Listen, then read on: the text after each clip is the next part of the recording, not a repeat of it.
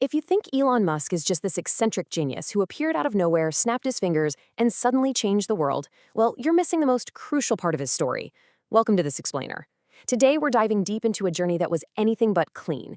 It wasn't simple, it definitely wasn't organized, and it was literally the opposite of a guaranteed formula for success.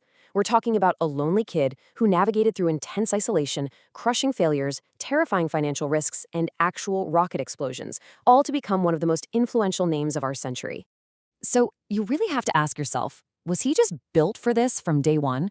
Or is he simply a guy who, right at that exact moment when any normal person would turn around and run away, just stubbornly refused to step back? To figure that out, we're going to walk through 17 defining moments in his life and business. These are pivotal points where, honestly, if even one of them had gone slightly differently, there'd be no Tesla, no SpaceX, and absolutely no global empire today. Believe it or not, the real story kicks off in complete isolation. Growing up in South Africa, Musk wasn't exactly a happy-go-lucky kid. His family life was rough, and he spent a ton of time totally alone. But here's the wild part. That loneliness actually turned into his first hidden superpower. Instead of just checking out, he completely devoured sci-fi books about interplanetary travel and the future. And then he got his hands on a Commodore computer. He didn't just play games on it. He taught himself to code, built his own video game, and sold it for $500. To a kid, that isn't just pocket money. That was the exact moment he realized he could literally build something out of thin air that people would pay for. That tiny spark, that's the fuel for everything that comes next. But he knew pretty quickly that his geography was way too small for his ambitions. So at just 18 years old, he makes a totally terrifying move. He packs up and leaves South Africa. Jumping into the absolute unknown with zero guarantees is terrifying, but sometimes you just have to leave a place where you can't see your own future, right? He heads to Canada, taking on absolutely grueling manual labor, working on farms, sweating in lumber mills. He learned incredibly fast that real life is gritty. But Canada was just a stepping stone. He wanted a bigger launchpad, so he made his way down to the US, studying physics and economics at the University of Pennsylvania. Physics gave him the rules of how the universe works, and economics taught him how money and markets move. Still, the East Coast wasn't moving fast enough for him. He needed to be in the epicenter, Silicon Valley. So he gets into Stanford. But what happens next is just crazy. Literally days into his PhD, he drops out. At 24 years old, he throws himself into the wild with no big name, no huge pile of cash, and zero safety net. Looking back, we call it brave, but in that moment, it looked like pure madness. Get this, he even applied for a job at Netscape and never heard back. The guy who would eventually help shape the modern internet couldn't even score an entry-level interview? But that rejection, it pushed him to build a company called Zip2 with his brother. And let me tell you, the reality of building that startup was absolutely brutal. They were literally living in their tiny office, sleeping on the floor, going over to the local YMCA just to take a shower. The financial pressure was completely suffocating. He learns the hard way that having a great idea means nothing if you aren't willing to fight, sell, and slam into reality every single day. But they pushed through, and Compaq eventually swooped in and bought Zip2 for around $300 million. Elon walked away with $7 million. Now, for 99% of us, that is the ultimate finish line. You buy a nice house, you throw the rest in safe investments, and you retire at 27. But of course, he didn't retire.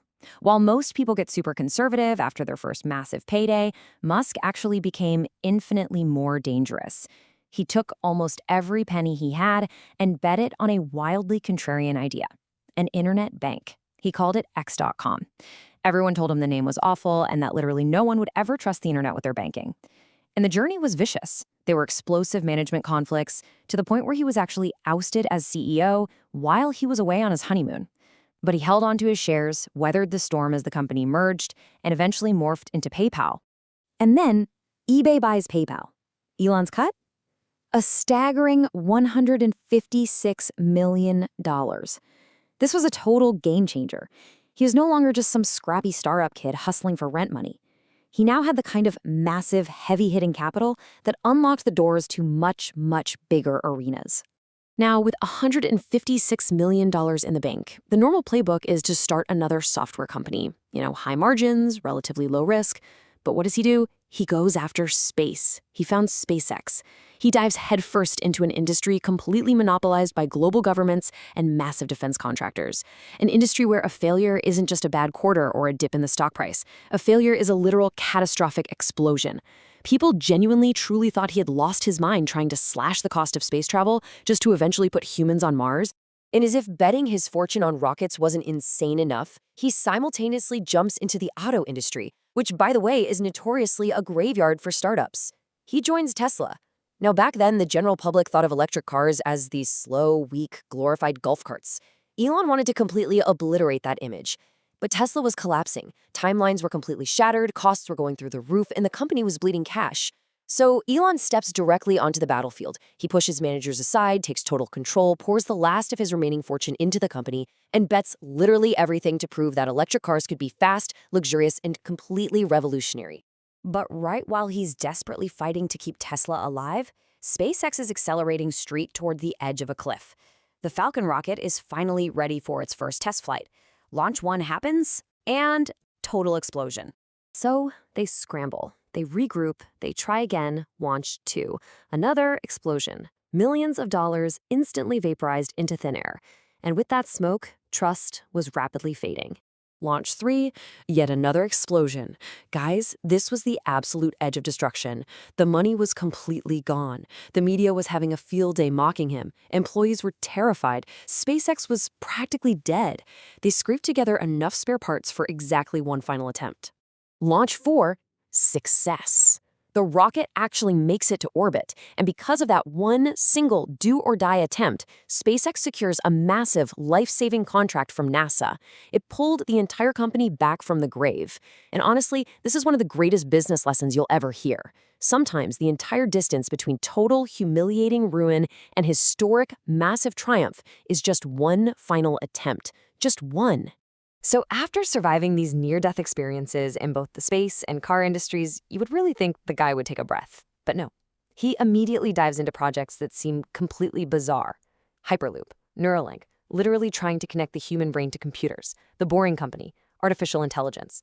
Now, these weren't exactly immediate cash grabs, but they proved something super important. He wasn't just chasing money anymore. He was actively trying to own the actual foundational building blocks of the future. And this is where you see the sheer scale of his ambition just explode. Take Starlink, for example. It sounds like a neat little idea, internet from space. But the reality? It means launching thousands of satellites into orbit, solving seemingly impossible communication physics, and absorbing astronomical costs. This wasn't just a new product. This was building a global infrastructure. It's that exact same pattern we keep seeing. Enter an impossible industry, set an unbelievable target, take on catastrophic risk, face a mountain of public doubt, and then build something the world literally cannot ignore. When we hit 2020 and an absolute earthquake shook the automotive world, Tesla, a company that legacy carmakers had been openly laughing at for an entire decade, suddenly became the most valuable automaker on Earth. The Model Y became one of the best-selling cars on the entire planet. Tesla finally proved their core underlying narrative. The future is unequivocally electric. And Elon Musk was standing there as the undisputed face of that future. But as his power grew, the stakes shifted in a big way. In 2022, he buys Twitter, later rebranding it to X. Critics were screaming that it was a massive mistake, a total distraction that would damage Tesla. But if you look closer at the strategy, it's not just a social network. It is the global megaphone. For someone operating in space exploration, global energy, and AI, having the ability to control the global narrative and speak directly to hundreds of millions of people without passing through traditional media filters is a staggering, game-changing strategic asset. Of course, when you start building global infrastructure, you are inevitably going to tangle with global politics. You simply cannot operate rockets, energy grids, satellite networks, and the world's biggest public square without colliding head-on with political forces. His massive public presence has morphed him from a tech entrepreneur into a highly controversial figure wielding extreme power. Operating at this crazy scale brings a totally new kind of risk, because controlling the global narrative creates fierce enemies just as fast as it builds incredible power. When you really look back at this whole journey, it completely dismantles the biggest myth out there. People love to look at highly successful figures, connect the dots in reverse, and say, oh, well, it was obvious he was a genius from the start. No. Absolutely nothing was obvious. When he dropped out of Stanford, when he was shoved out of PayPal, when that third rocket blew up, when Tesla was literally weeks from bankruptcy, in those moments, his future looked incredibly dark. You can't just copy Elon Musk. His life is absolutely not some tidy little business formula you can jot down on a whiteboard. It is a chaotic, brutal mix of extreme risk, crushing failure, pure luck, impossible stubbornness, and massive mistakes. What we look at from the outside and label genius is, on the inside, just a guy making agonizing, terrifying decisions when absolutely nobody knows what the right answer is. So, the real takeaway from this explainer isn't that you should try to be the next Elon Musk. The lesson is about how you choose to face the unknown. The people who actually shake up history and leave a real dent in the universe, they are almost never the ones who take the safe road. They're the ones who, when the path ahead is pitch black and absolutely terrifying, are willing to bet everything on a future that the rest of the world doesn't even dare to imagine yet. So, I'll leave you with this. What future are you daring to imagine today? Thanks for joining me on this explainer. Keep pushing forward.